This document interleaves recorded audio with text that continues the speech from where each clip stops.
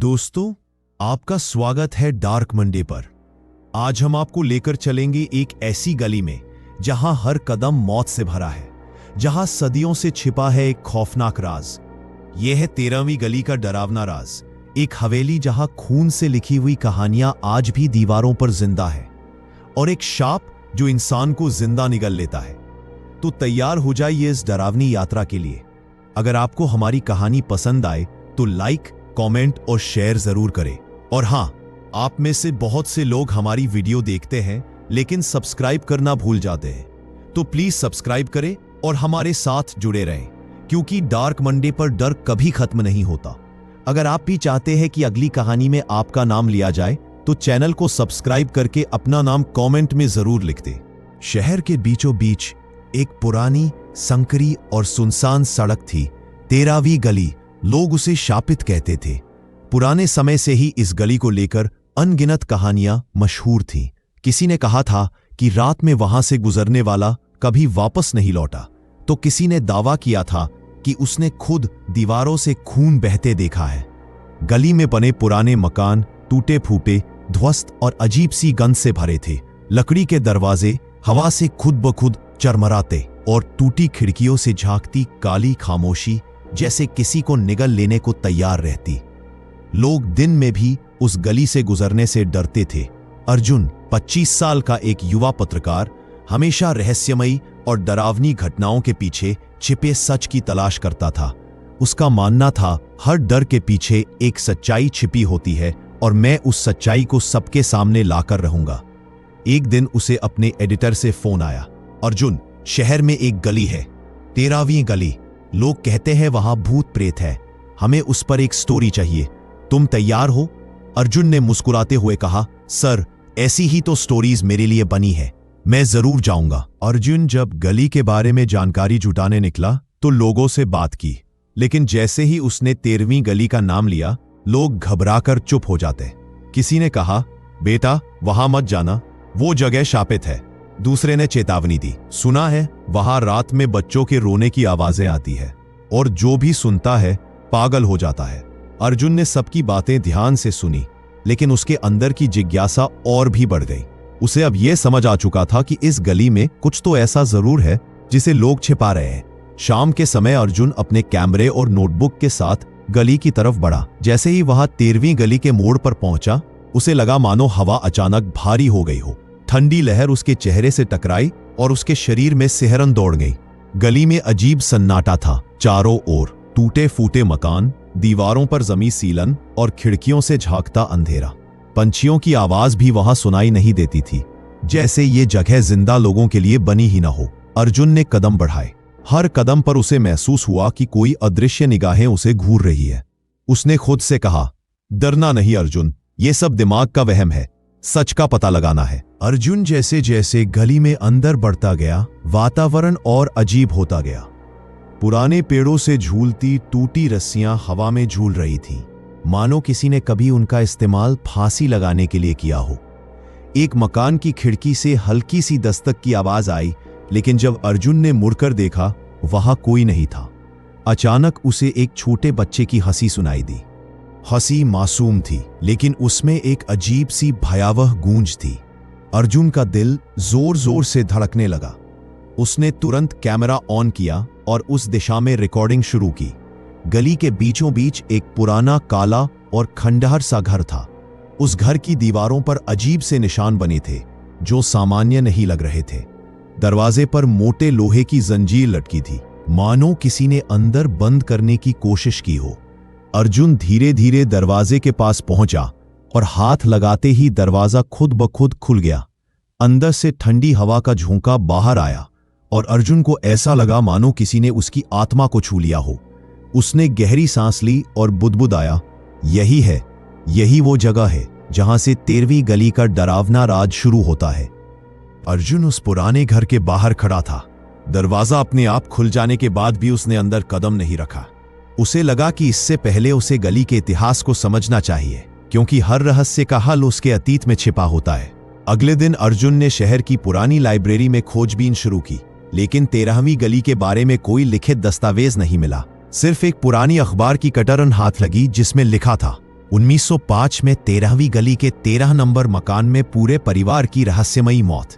उसके बाद अर्जुन ने तय किया कि वह गली के पास रहने वाले बुजुर्गों से पूछताछ करेगा।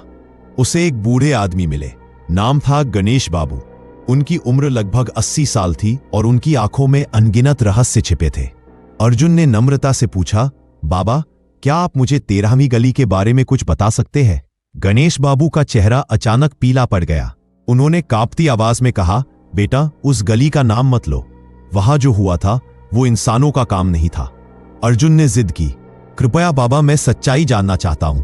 लोग डरते हैं, लेकिन मुझे सच दुनिया के सामने लाना है। गणेश बाबू ने गहरी सांस ली और धीरे धीरे बोलना शुरू किया। ये बात है आज से करीब 100 साल पहले की। उस वक्त 13वीं गली काफी आबाद थी। गली के बीचों बीच 13वां नंबर का एक बड़ा हवेली नुमा घर था। उस घर में राय साहब विक्रम सिंह अपने परिवार के साथ रहते थे।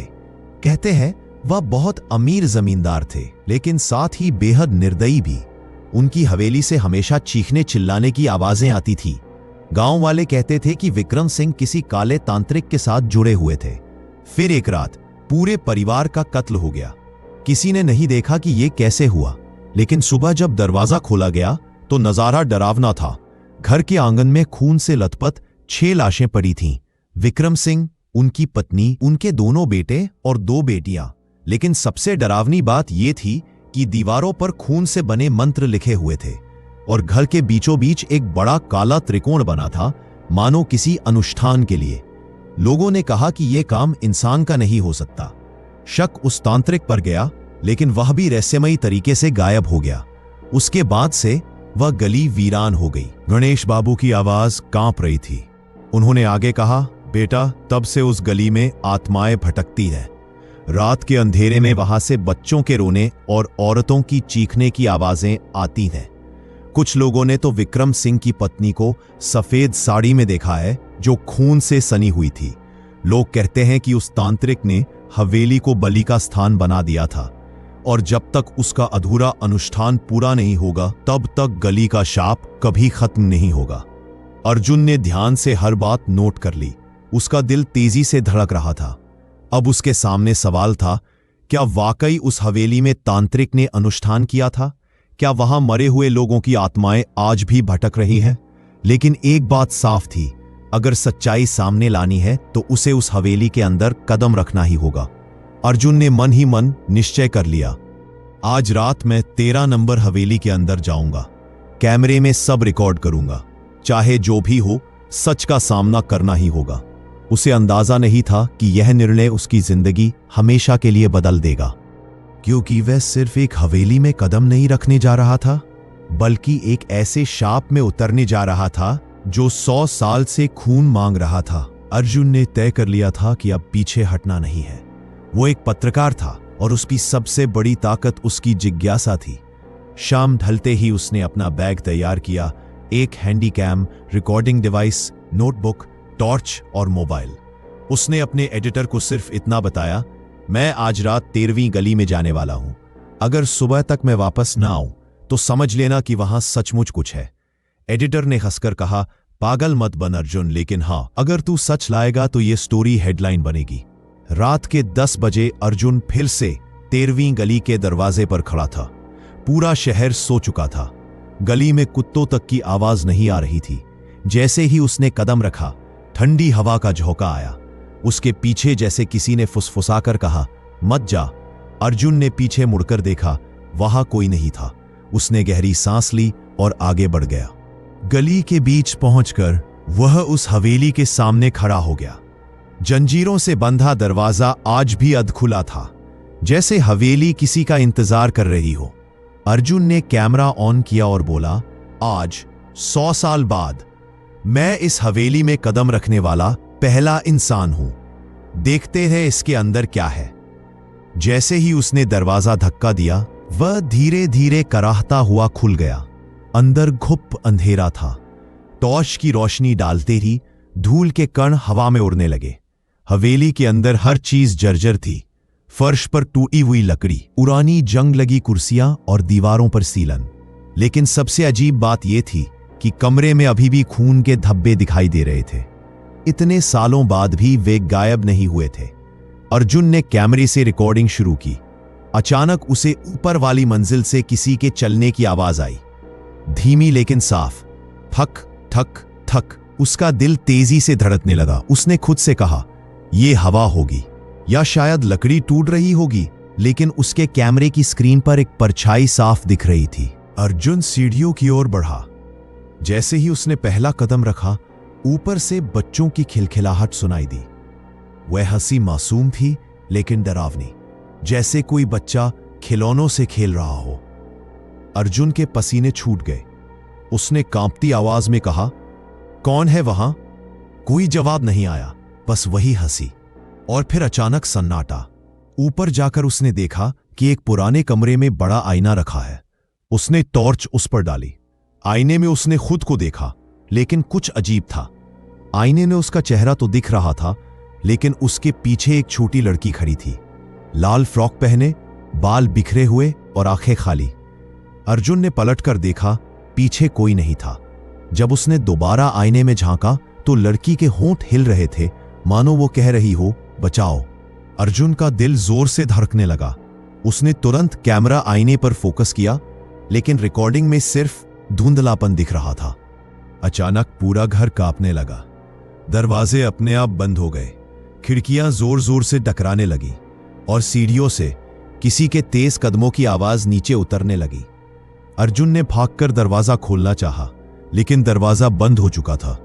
उसने घबराकर टॉर्च घुमाई और सामने दीवार पर खून से लिखा दिखा, यह गली हमारा घर है, इसे छोड़ दो। अचानक उसके कंधे पर किसी ने जोर से हाथ रखा। उसने पीछे मुड़कर देखा। वह वही छोटी लड़की थी, लेकिन अब उसका चेहरा पूरी तरह खून से सना हुआ था। उसने चीखते हुए कहा, हमें बचाओ, और अगले ही पल वह हवा में गायब हो गई। अर्जुन जमीन पर गिर पड़ा। उसका कैमरा गिरकर फर्श पर बजा। वह कांप रहा था, लेकिन उसके अंदर का पत्रकार अब और भी पक्का हो गया था। यह सच है, यहां सचमुच कुछ है, और मुझे इस राज तक पहुंचना ही होगा। अर्जुन ठंडी धूल से भरी हवेली के फर्श पर बैठा था। उसका सीना जोर जोर से उठ गिर रहा था और हाथ कांप रहे थे, लेकिन कैमरा अब भी रिकॉर्ड कर रहा था। वह जानता था अब यहां से भागना मतलब इस गली के सच से हमेशा के लिए दूर हो जाना। उसने खुद को संभाला, कैमरा उठाया और टॉर्च लेकर आगे बढ़ा। हवेली के मुख्य हॉल की दीवारों पर अजीब से खून के धब्बे थे। वो साधारण चींटे नहीं थे, बल्कि किसी पैटर्न में बने हुए थे, जैसे किसी ने जानबूझकर संस्कृत जैसे शब्द लिखे हों। अर्जुन ने पास जाकर देखा।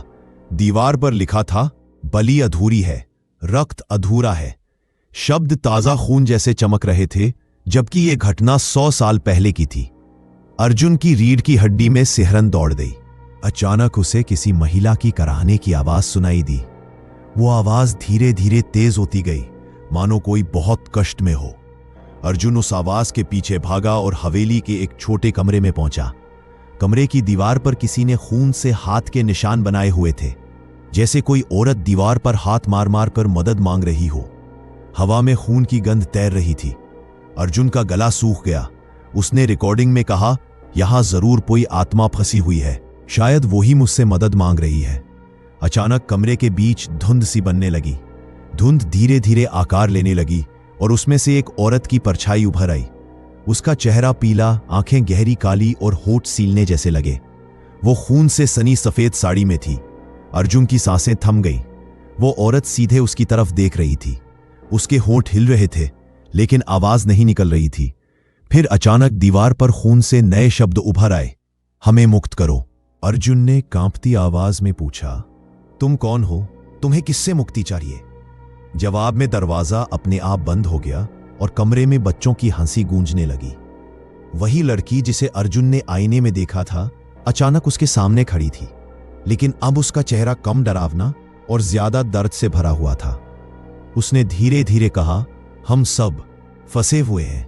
तांत्रिक ने हमें बलि चढ़ाई थी। पापा, मम्मी और हम सब अधूरे अनुष्ठान में बंध गए। अर्जुन ने हिम्मत करके पूछा, क्या तुम्हारा नाम? लड़की ने रोते हुए कहा, संध्या, मैं विक्रम सिंह की बेटी हूं। संध्या की आत्मा ने दीवार की ओर इशारा किया। अर्जुन ने देखा कि खून से बना त्रिकोण अब भी वहीं मौजूद था। वह बोली, ये वही त्रिकोण है जहां हमारी बलि दी गई थी। जब तक ये मिटेगा नहीं, हम मुक्ति नहीं पाएंगे। लेकिन सावधान रहना, तांत्रिक की आत्मा अब भी यही है। इतना कहते ही कमरे में भयानक चीख गूंजी, हवा तेज हो गई, दरवाजा जोर से खुला और रोशनी बुझ गई। अर्जुन ने महसूस किया कि कोई बहुत शक्तिशाली और अदृश्य शक्ति पास आ गई है। कमरे की दीवारें कांपने लगी, फर्श पर दरारें पड़ने लगी। फिर दीवार पर खून से एक और संदेश उभरा, जो राज जानने आया है उसका खून भी यहीं बहेगा। अर्जुन के हाथ कांप रहे थे, लेकिन उसने कैमरे को और कसकर पकड़ लिया। उसने खुद से कहा, अब मैं सच के बिल्कुल करीब हूं, लेकिन इस हवेली में मेरी हर सांस मौत के साथ खेल रही है। हवेली की दीवारों पर लिखा खून अभी भी चमक रहा था।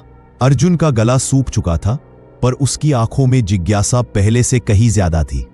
वह समझ चुका था कि यहां का रहस्य सिर्फ आत्माओं तक सीमित नहीं है, बल्कि इसके पीछे काले जादू का शाप छिपा है। संध्या की आत्मा फिर से उसके सामने प्रकट हुई। उसकी आंखों से आंसू बह रहे थे, लेकिन आवाज बेहद धीमी और दर्दनाक थी। उसका नाम था रक्तनाथ। वह एक तांत्रिक था जिसने हमारे पिता को लालच में फंसा लिया था। रक्तनाथ ने कहा था कि अगर पापा उसका अनुष्ठान पूरा करेंगे तो अमरत्व मिलेगा, लेकिन जब पापा ने इनकार किया तो उसने हम सबकी बलि ले ली। अर्जुन के रोंगटे खड़े हो गए। उसने धीरे से पूछा, और उसके बाद? संध्या बोली, वह अधूरा अनुष्ठान यहीं इस हवेली में छोड़ गया। उसकी आत्मा आज भी इसी गली में भटकती है। वह किसी नए बलि देने वाले की तलाश में है, ताकि अधूरा काम पूरा कर सके। संध्या की आत्मा ने हवेली के पिछवाड़े की ओर इशारा किया। वहां एक टूटा हुआ दरवाजा था, जिसके पीछे गहरी सीढ़ियां नीचे जा रही थीं। अर्जुन टॉर्च लेकर वहां उतरा। तहखाना बेहद ठंडा था, मानो जमीन के नीचे बर्फ छिपी हो। दीवारों पर पुराने मंत्र लिखे हुए थे, और बीचों बीच राख से भरा हुआ एक बड़ा हवन कुंड पड़ा था। वहीं बगल में कुछ पुराने मानव कंकाल बिखरे हुए थे। अर्जुन का दिल तेजी से धड़कने लगा। वह जान गया कि यही वह जगह है जहां रक्तनाथ ने बलि चढ़ाई थी। अचानक तहखाने में हवा तेज होने लगी। एक भारी गहरी आवाज गूंज उठी, जो मेरे राज को छुएगा उसका रक्त मेरा होगा। अर्जुन ने टॉर्च घुमाई, लेकिन सामने कुछ नहीं था। फिर उसके कैमरे की स्क्रीन पर एक अजीब आकृति उभरी। काले वस्त्रों में एक लंबा आदमी, जिसकी आंखें अंगारों की तरह लाल थीं और हाथों में खून टपक रहा था। वह आवाज दोबारा गूंजी, मैं रक्तनाथ हूं, ये गली मेरी है। जो इसमें आया है उसका जीवन अब मेरा है। अर्जुन के पसीने छूट गए। उसका मन भागने को कह रहा था, लेकिन उसकी पत्रकारिता उसे मजबूर कर रही थी कि वह कैमरा बंद न करे। उसने हिम्मत करके कहा, अगर तू सच में तांत्रिक है तो बता तूने ये सब क्यों किया। उस आवाज ने जोर से ठहाका लगाया, शक्ति के लिए, अमरता के लिए, लेकिन अधूरा अनुष्ठान मुझे बांध गया। अब जब तक कोई नया रक्त इस त्रिकोण में नहीं बहेगा, तब तक मैं मुक्त नहीं हो सकता। संध्या की आत्मा अचानक प्रकट हुई और चिल्लाई, अर्जुन सावधान, यही है वो शाप। रक्तनाथ चाहता है कि तू उसकी बलि बने, ताकि उसका अधूरा अनुष्ठान पूरा हो सके। कमरे की दीवारें जोर जोर से कांपने लगी। मंत्रों की आवाज पूरे तहखाने में गूंजने लगी। फर्श से धुंध उठी और खून की बूंदें जमीन पर टपकने लगी। अर्जुन ने घबराकर कहा, तो इसका मतलब जब तक ये मंत्र और ये त्रिकोण जिंदा है, तब तक गली का शाप कभी खत्म नहीं होगा। संध्या की आत्मा ने सिर हिलाया, हाँ, और इसे मिटाने वाला इंसान शायद जिंदा नहीं बचेगा। अचानक एक ठंडी शक्ति ने अर्जुन का गला पकड़ लिया। वह अदृश्य हाथ इतना ताकतवर था कि उसकी सांस रुकने लगी। उसकी आंखें लाल हो गईं और कैमरा जमीन पर गिर गया। गहरी आवाज गूंजी, तेरा रक्त मेरा अनुष्ठान पूरा करेगा। अर्जुन ने पूरी ताकत लगाकर खुद को छुड़ाया और जमीन पर गिर पड़ा। संध्या की आत्मा ने चिल्लाते हुए कहा, भागो अर्जुन, वरना तेरा खून भी इस गली में बह जाएगा। अर्जुन किसी तरह तहखाने से बाहर निकला, लेकिन वह जान चुका था कि अब पीछे हटना संभव नहीं, क्योंकि अब उसने 13 हुई गली का शाप अपनी आंखों से देख लिया था। अर्जुन तहखाने से बाहर निकला तो उसके कपड़े धूल और खून के धब्बों से सने हुए थे। उसकी सांसें तेज थी, दिल मानो सीने से बाहर निकल रहा था। लेकिन हवेली का सन्नाटा वैसा ही था, डरावना और बोझिल। अब वह समझ चुका था कि गली का शाप सिर्फ आत्माओं का खेल नहीं है, बल्कि एक मौत का खेल है, जो इंसान को जिंदा निगल लेता है। अर्जुन जैसे ही मुख्य हॉल में आया, उसने देखा कि दीवारों से खून टपकना शुरू हो गया। धीरे धीरे पूरा हॉल खून की नदियों से भरने लगा। खून में अजीब सी गंध थी, सड़ी हुई, दम घोंटने वाली। उसने कैमरे से रिकॉर्ड करना चाहा, लेकिन कैमरे की स्क्रीन पर कुछ और ही नजारा दिख रहा था। स्क्रीन पर हवेली का हॉल नहीं, बल्कि एक बलि का अनुष्ठान दिखाई दे रहा था। बीच में रक्तनाथ मंत्र पढ़ रहा था और जमीन पर बंधे बच्चे और औरतें चिल्ला रहे थे। अर्जुन के हाथ कांपने लगे।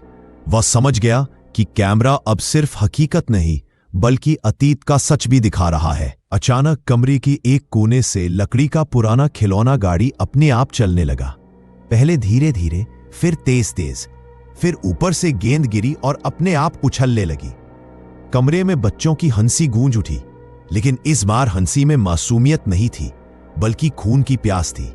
खिलौने अपने आप अर्जुन की तरफ बढ़ने लगे।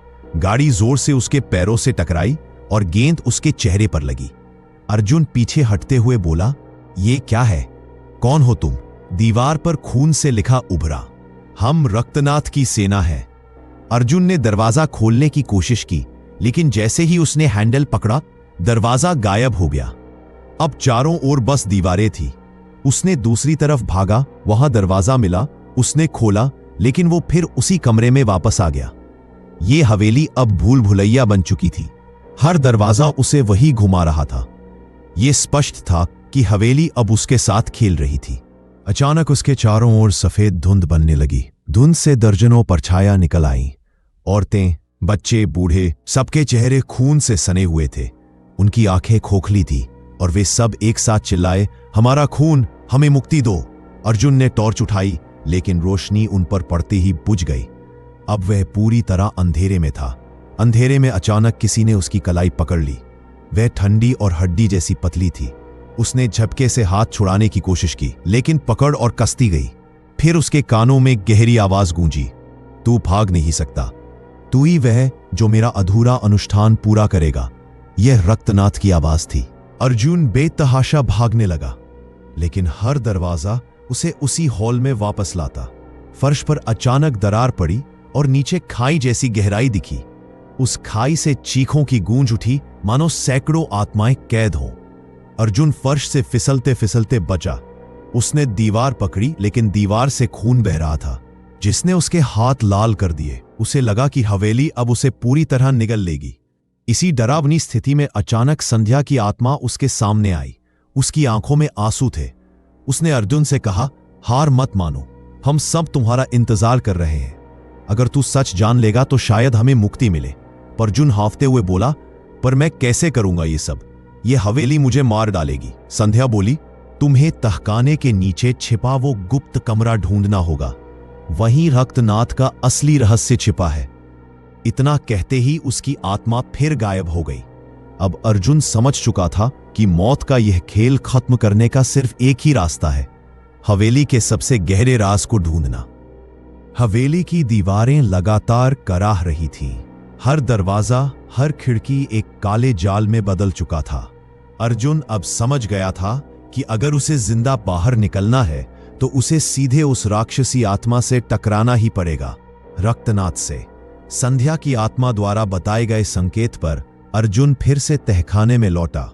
इस बार उसने हर ईंट को ध्यान से देखा। एक दीवार पर 3 अजीब चिन्ह बने थे, त्रिकोण, खोपड़ी और अग्नि। अर्जुन ने जैसे ही उस ईंट को दबाया, दीवार धीरे धीरे सरकने लगी और पीछे अंधेरा दिखाई दिया। वहां एक तंग सुरंग थी जो और गहराई में जा रही थी। हवा इतनी ठंडी थी कि उसकी सांस जमने लगी, लेकिन उसके कदम अब रुकने वाले नहीं थे। सुरंग के आखिर में एक बड़ा कमरा था। बीच में काले रंग का त्रिकोण बना हुआ था और उसके चारों ओर हड्डियों का ढेर। त्रिकोण के बीच में एक लोहे का संदूक रखा था, जिस पर खून से लथपथ तांत्रिक मंत्र खुदे हुए थे। अर्जुन ने संदूक के पास जाते ही एक झटका महसूस किया, मानो कोई अदृश्य दीवार उसे पीछे धकेल रही हो। तभी अचानक गहरी और भयानक हंसी गूंजी, "तू यहां तक आ ही गया, अब तेरी आत्मा मेरी होगी।" काले धुएं से एक लंबा सा आदमी उभरा। उसके बाल जटाओं की तरह बिखरे थे, आंखें अंगारों जैसी लाल और हाथ खून से टपकते हुए। उसके चारों ओर काली लपटें उठ रही थीं। वह था रक्तनाथ। उसकी आवाज गूंज उठी, मैंने सैकड़ों बलियां दी है, अब तू मेरा आखिरी मोहरा बनेगा। तेरे रक्त से मेरा अनुष्ठान पूरा होगा और मैं अमर हो जाऊंगा। अर्जुन ने कांपते हुए कहा, तेरा खेल अब यहीं खत्म होगा। तूने जिन मासूमों का खून बहाया, आज वही तुझे शांति नहीं देंगे। रक्तनाथ ने ठहाका लगाया, मासूम? वे सब मेरी शक्ति की सीढ़ियां थे और अब तू मेरी आखिरी सीढ़ी बनेगा। उसने अपने हाथ उठाए और काले धुएं का तूफान अर्जुन की ओर फेंक दिया। अर्जुन जमीन पर गिर पड़ा, लेकिन तभी उसकी नजर संदूक पर गई। उस पर खून से लिखा एक मंत्र था। अचानक हवेली की सारी आत्माएं वहां प्रकट हो गईं। संध्या और सैकड़ों औरतें, बच्चे, बूढ़े, सब रक्तनाथ के चारों ओर खड़े हो गए। वे सब एक साथ चिल्लाए, अब और नहीं। तूने हमें कैद किया, लेकिन अब तेरी शक्ति तुझ पर ही भारी पड़ेगी। संध्या ने अर्जुन से कहा, वो संदूक खोलो, उसमें उसकी आत्मा बंदी है, बस वही उसे खत्म कर सकता है। अर्जुन ने कांपते हाथों से संदूक खोला। अंदर एक खोपड़ी पड़ी थी जो काले धुएं में लिपटी हुई थी। जैसे ही उसने उसे उठाया, रक्तनाथ चीख पड़ा, नहीं, ये मत करना। लेकिन आत्माओं ने उसे जकड़ लिया। अर्जुन ने खोपड़ी को त्रिकोण के बीच रखकर जोर से पटक दिया। साथ ही आत्माएं मंत्र बोलने लगी। अचानक एक तेज सफेद रोशनी कमरे में फैल गई।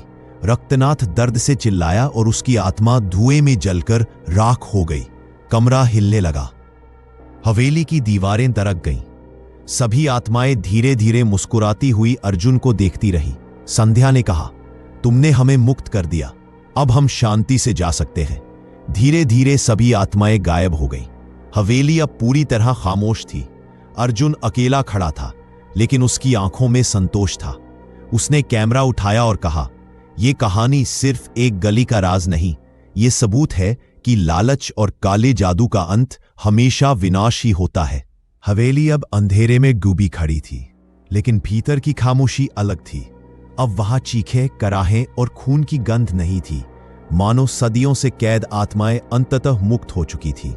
अर्जुन जैसे ही बाहर निकलने को बढ़ा, हवेली की दीवारों में दरारें पड़ने लगी। छत से धूल और पत्थर गिरने लगे। वह समझ गया कि रक्तनाथ के विनाश के साथ ही यह हवेली भी खत्म हो जाएगी। उसने कैमरा कसकर पकड़ लिया और दौड़ पड़ा। सीढ़ियां हिल रही थी, लकड़ी के दरवाजे अपने आप गिर रहे थे। चारों ओर अंधाधुंध धूल छा गई थी। आखिरकार जैसे ही अर्जुन मुख्य दरवाजे से बाहर निकला, एक भयंकर धमाके के साथ पूरी हवेली जमीन में समा गई। 13वीं गली अब एक खंडहर बन चुकी थी। गली में पहली बार सन्नाटा सुकून भरा था। जहां पहले मौत का साया मंडराता था, अब वहां ठंडी हवा बह रही थी। पेड़ पौधे धीरे धीरे हिल रहे थे, मानो आत्माओं ने अपनी अंतिम विदाई दे दी हो। अर्जुन ने आकाश की ओर देखा।